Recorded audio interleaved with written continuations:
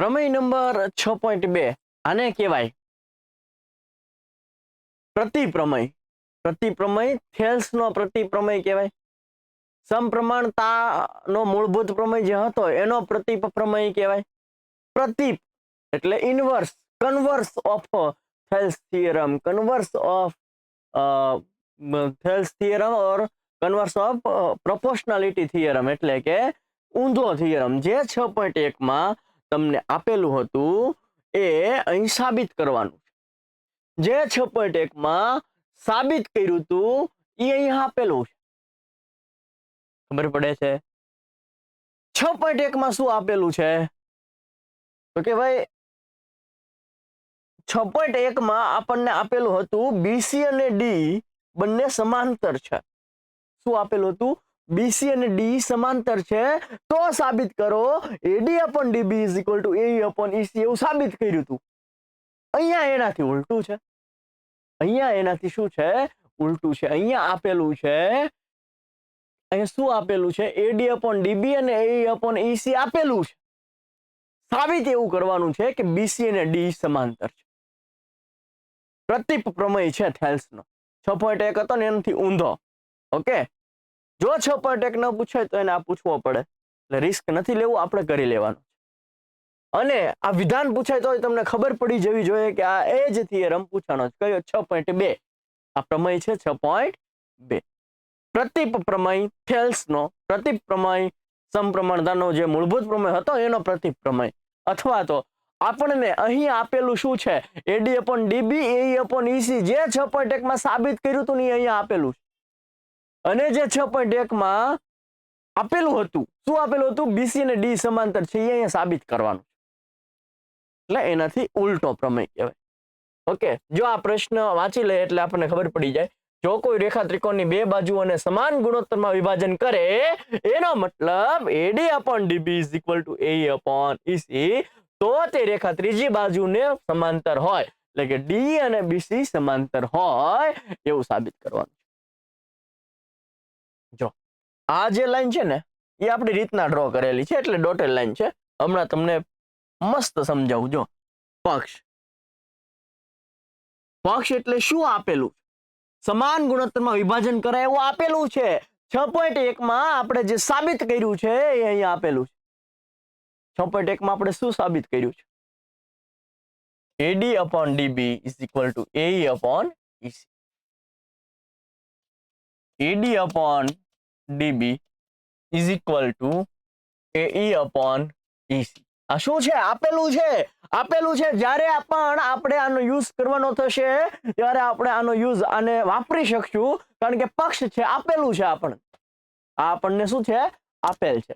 જ્યારે પણ આપણે ઉપયોગ કરવાનો થશે આનો ઉપયોગ કરી શકશું. સાબિત શું કરવાનું છે? જે સાબિત કરવાનું હોય એને સાધ્ય કહેવાય. અને આપણે સાબિત કરવાનું છે આ ડીઈ જે છે એ બીસી ને સમાંતર છે. અહીંયા લખી નાખું, ડીઈ છે એ બીસી ને સમાંતર છે. આ જે મેં કર્યું ને એ સમાંતરની નિશાની છે. શું છે? સમાંતરની નિશાની. ઊભા બે લીટા એટલે સમાંતર થાય. ઓકે, અને તમે કદાચ પરીક્ષામાં ભૂલી જાઓ કે સમાંતરની નિશાની શું હતી, તો તમારે લખી નાખવાનું કે ડી એ બીસી ને સમાંતર છે. ગુજરાતીમાં લખી નાખવાનું. ઓકે, બંને વસ્તુ એક જ થઈ. ડીઈ એ બીસી ને સમાંતર છે. એને સિમ્બોલમાં આવું લખાય કે ડીઈ સમાંતર બીસી. આ શું છે? સાધ્ય છે. આપણે સાબિત કરવાનું છે. આપણે શું કરવાનું છે? સાબિત કરવાનું છે. ઓકે, ચાલ સાબિતી આપીએ. હવે શું આપીએ છે? સાબિતી. ચલો, હું પહેલા મસ્ત ત્રિકોણ દોરી દઉં, એ બી સી, અને એને સમાંતર રેખા ડીઈ આપણે સાબિત કરવાનું છે. તો પેલા ખોટું ખોટું લખીએ. ધારો કે ડીઈ એ બીસી ને સમાંતર નથી. આપણે ખોટું ખોટું ધાર્યું. શું ધાર્યું? ધારો કે આ ડી બીસી ને સમાંતર નથી ભાઈ. તો ધારો કે ડી બીસી ને સમાંતર નથી, પરંતુ એક ડીઈ ડેશ હું દોરું છું જે બીસી ને સમાંતર છે, બીસી ને સમાંતર છે. મેં એક મારી રીતના લાઈન દોરી ડીઈ ડેશ જે બીસી ને સમાંતર છે. ફરીવાર સાબિતી કેવી રીતના કરવાની છે કે ધારો કે ડીઈ બીસી ને સમાંતર નથી તો કે આપણે એવું ધારી લઈએ કે ડીઈ ડેશ સમાંતર છે. શું છે? ડીઈ ડેશ સમાંતર છે. હવે જો આ ડીઈ ડેશ એ આ બીસી ને સમાંતર હોય તો હું પ્રમેય નંબર 6.1 પ્રમાણે આવું લખી શકું એડી અપોન ડીબી બરાબર ઈ ડેશ અપોન ઈ ડેશ સી આવું લખી શકું. એ ડેશ અપોન ઈ ડેશ સી આવું હું લખી શકું પ્રમેય નંબર 6.1 પ્રમાણે. જો બીસી ને સમાંતર ડી ડેશ હોય, આ જે ડી ડેશ છે એ બીસી ને સમાંતર હોય તો હું 6.1 પ્રમાણે લખી શકું એડી upon DB is equal two A dash upon E dash C. કયા પ્રમાણે લખી શકું? 6.1 પ્રમાણે. ફરીવાર શરૂઆત ક્યાંથી કરી? શરૂઆત સાબિતીથી અહીંથી કરી. ધારો કે બીસી ને સમાંતર ડી નથી, ડી ડેશ છે, અને જો ડી ડેશ સમાંતર હોય તો આપણે પ્રમેય નંબર 6.1 પ્રમાણે લખી શકીએ એડી upon DB is equal two A dash upon E dash C. હવે આપણને આપેલ શું છે? પક્ષ ફરીવાર લખો. અહીંયા હું પક્ષ લખું. આપણને પક્ષ જો અહીંયા જે છે ને પક્ષ, ઓકે, હું ફરીવાર લખું છું. પક્ષ શું છે? AD upon DB is equal two A upon EC. આ શું છે? પક્ષ છે. શું છે? પક્ષ છે અથવા તો આપેલ છે. તો આને હું કહી દઉં સમીકરણ 1 અને કહી દઉં સમીકરણ 2. ઓકે, જો આ પણ એડી અપોન ડીબી છે, આ પણ એડી અપોન ડીબી છે. સમીકરણ 1 અને 2 ઉપરથી આપણે આવું લખી શકીએ. સમીકરણ 1 અને 2 પરથી આપણે લખી શકીએ કે જો આ બંને સરખું છે, જો અહીંયા એડી અપોન ડીબી છે, અહીંયા પણ એડી અપોન ડીબી છે, આ બંને સરખા છે તો આપણે એવું લખી શકીએ કે આ બંને પણ સરખા છે.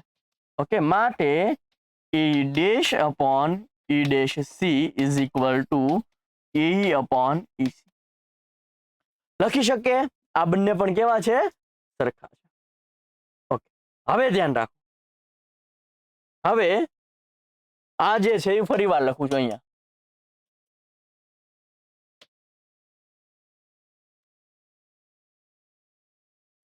એ dash upon E dash she is equal two A upon EC આવું હતું. હવે હું બંને બાજુ એક ઉમેરું છું. જોજો, બંને બાજુ એક ઉમેર તો શું થશે? ઈ ડેશ અપોન ઈ ડેશ સી વત્તા 1 બરાબર ઈ અપોન ઈસી વત્તા 1. નીચે કઈ ન હોય તો 1, નીચે કઈ ન હોય તો 1. હવે હું ચોકડી ગુણાકાર કરું. 1 ગુણ્યા એ ડેશ એટલે એ ડેશ વત્તા છેદ વત્તા. ઈ ડેશ સી નો ગુણાકાર એક સાથે એટલે ઈ ડેશ સી એકા ઈ ડેશ. અહીંયા ચોકડી ગુણાકાર કરું. 1 ગુણ્યા એ એટલે એ ઈસી ગુણ્યા 1 એટલે ઈસી એકા ઈસી. ચોકડી ગુણાકાર કર્યું. હવે જો હું તમને અહીંયા ડ્રો કરી દઉં ફરીવાર, એટલે ઘડીએ આપણે ફેરવવું ન પડે. એ બી સી ડી ઈ અહીંયા છે ઈ ડેશ. એ ડેશ વત્તા ઈ ડેશ સી. એ ડેશ વત્તા ઈ ડેશ સી. જો એ ડેશ વત્તા ઈ ડેશ સી એટલે આખું કેટલું મળ્યું? એસી મળ્યું. આની જગ્યાએ શું લખી શકો? એસી. આમ નામ એ વત્તા ઈસી. હલો જોજો, એ વત્તા ઈસી એ વત્તા ઈસી એટલે તો પણ એસી જ થયું. એ વત્તા ઈસી એટલે આખું એસી થયું. આનું પણ શું થશે? એસી.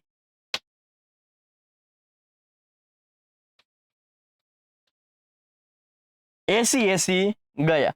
આ ઈસી આમ જશે, ઈ ડેશ સી આમ જશે એટલે ઈસી બરાબર ઈ ડેશ સી.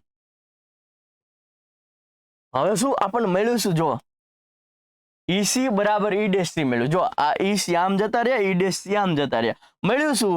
EC અને E ડેશ C બંને બરાબર છે. તમને મળ્યું આવું. આ જે EC છે ને એના બરાબર E ડેશ C છે.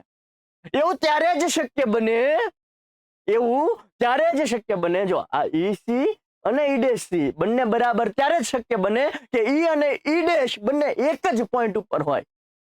આવું ત્યારે જ શક્ય બને, આવું ત્યારે જ શક્ય બને કે E અને E ડેશ બંને એક જ બિંદુ પર હોય. માટે આ બંને E અહીંયા હોય, E ડેશ અહીંયા હોય, એનો મતલબ D ડેશ કયો કે DE કયો બંને કેવું થયું? સરખું થયું.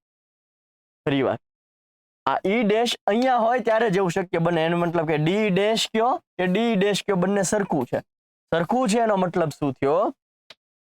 સરખું છે એનો મતલબ શું થયો કે આપણે એવું સપોઝ કર્યું હતું ને, આપણે એવું ધાર્યું હતું. શું ધાર્યું હતું?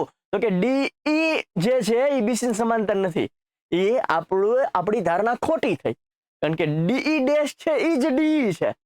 તો DE ડેશ સમાંતર છે એનો મતલબ D સમાંતર જ છે.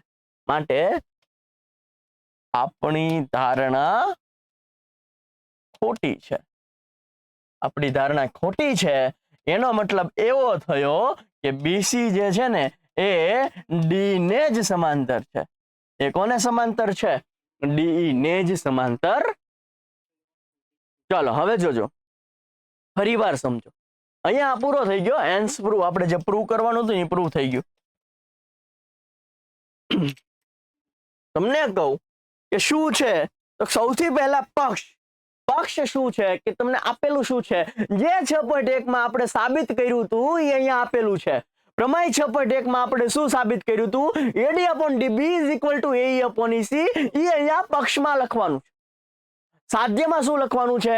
સાધ્યમાં જે 6.1 માં આપેલું હતું એ અહીંયા આપણે સાબિત કરવાનું છે. 6.1 માં શું આપેલું હતું કે BC અને DE બંને સમાંતર છે. BC અને DE બંને સમાંતર છે. એ અહીંયા આપણે સાધ્યમાં લખવાનું છે. એ આપણે સાબિત કરવાનું છે. ઓકે, હવે આવે છે સાબિતી. સાબિતીમાં શું કરવાનું છે? તો કે સૌથી પહેલા આપણે એવી ધારણા કરવાની છે, ખોટું ધારણા કરવાની છે. શું ધારણા કરવાની છે? તો કે ધારણા એવી કરવાની છે કે ધારો કે D છે એ BC ની સમાંતર નથી, પરંતુ D ડેશ છે. શું છે? D dash. D નથી, D ડેશ છે. D ડેશ હોય તો આપણે પ્રમેય નંબર 6.1 પ્રમાણે એવું લખી શકીએ કે AD/DB = AE'/E'(C). અને પક્ષ તો આપણને આવો આપેલો જ હતો, AD/DB = AE/AC. સમીકરણ 1, સમીકરણ 2, સમીકરણ 1 અને 2 ઉપરથી આપણે એવું લખી શકીએ કે AE'/E'(C) = AE/EC એવું લખી શકીએ. બંને બાજુ આપણે એક ઉમેરવાનો છે, ચોકડી ગુણાકાર કરવાનો છે. એટલે તમને મળશે, શું મળશે? એટલે તમને મળશે કે ચોકડી ગુણાકાર કરશો એટલે તમને મળશે AE' + E'(C) ના છેદમાં E'(C) બરાબર AE+EC ના છેદમાં EC મળશે. ઓકે, એટલે ઉપર બંને બાજુ શું થઈ જશે? AC થઈ જશે. AC બંને બાજુથી ઉડી જશે. એટલે આપણને શું મળવાનું છે? આપણને મળવાનું છે EC બરાબર E'(C). શું મળવાનું છે? EC બરાબર E'(C). અને આવું ત્યારે જ શક્ય બને કે E અને E' બંને એક જ બિંદુ ઉપર હોય. એનો મતલબ કે આપણી ધારણા ખોટી છે. આપણી ધારણા કેવી છે? ખોટી છે. તો આપણે શું ધાર્યું હતું કે ધારો કે BC ને સમાંતર D નથી, એ ધારણા ખોટી પડી. નથી તો હવે છે. શું છે? BC સમાંતર DE છે. એ જ તો આપણે સાબિત કરવાનું હતું. ઓકે, આ શું છે? પ્રતીપ પ્રમેય. થેલ્સ નો પ્રતીપ પ્રમેય, સમપ્રમાણતાના મૂળભૂત પ્રમેયનો પ્રતીપ પ્રમેય. અહીંયા તમને ગુણોત્તર પ્રમાણ સરખું આપી દીધું છે. અને હા, અને BC ને સમાંતર DE જે છે એ આપણે સાબિત કરવાનું. જો 6.1 નહીં પૂછાય તો આ પૂછાશે, આ નહીં પૂછાય તો 6.1 પૂછાશે. બંને આવડવા પડે અને આ તો ઈઝી છે. બંને ઈઝી છે. જરૂર પડે 2 વાર તમારે જોઈ લેવાનો છે. ઓકે, જો મજા આવી હોય તો તમારે શું કરવાનું છે? એક મસ્ત કામ કરવાનું છે.